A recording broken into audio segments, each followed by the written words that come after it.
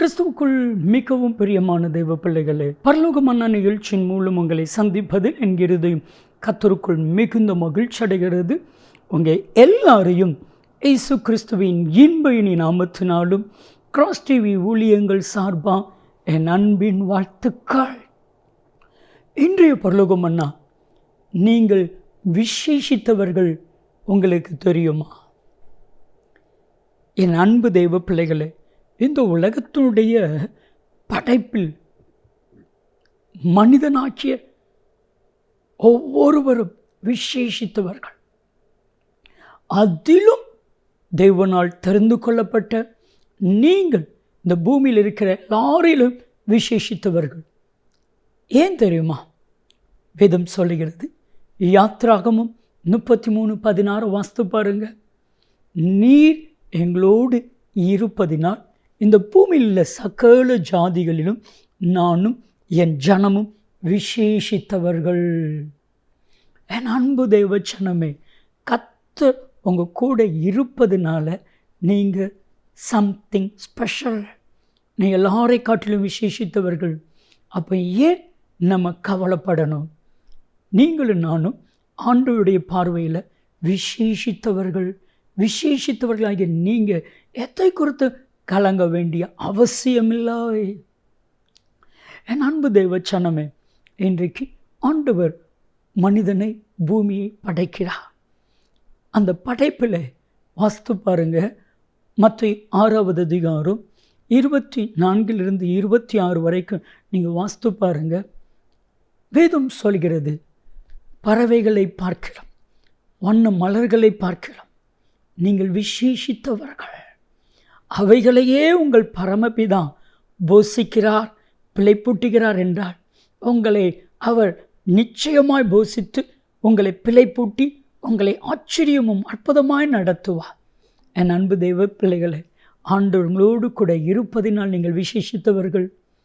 ஆண்டவர் உங்களை படைத்ததே விசேஷித்த விதமான ஒரு படைப்பு.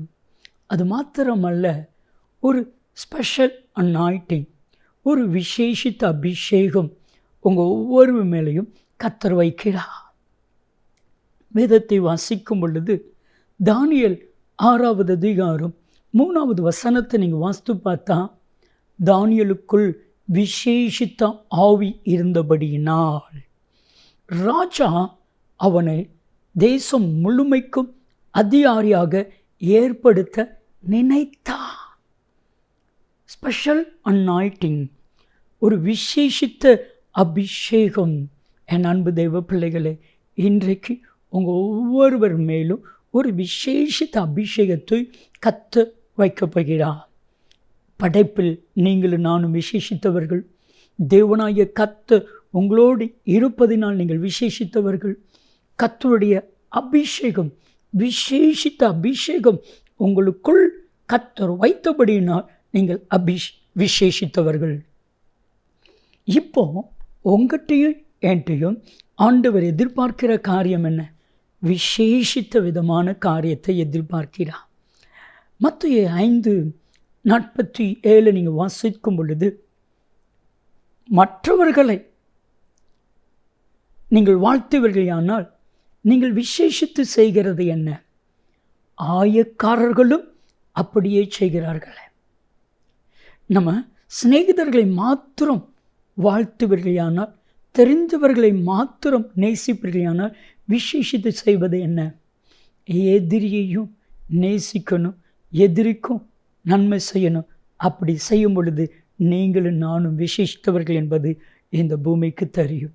என் அன்பு தெய்வ பிள்ளைகளை, என்னோடு இணைந்து ஜெபிப்பீர்களா? தகப்பனே, இந்த பூமியில் தேவனால் தெரிந்து கொள்ளப்பட்ட தேவ ஜனம் விசேஷித்தம் உள்ளவர்கள். இவர்களுடைய வாழ்க்கையில் விசேஷித்த காரியத்தை செய்தருளும். இயேசுவின் நாமத்தில் ஜெபிக்கிறோம் ஜீவனுள்ள பிதாவே, ஆமென், ஆமென். நன்மையும் கிருபையும் ஆசீர்வாதங்களும் நிச்சயமாக உங்களை தொடரும்.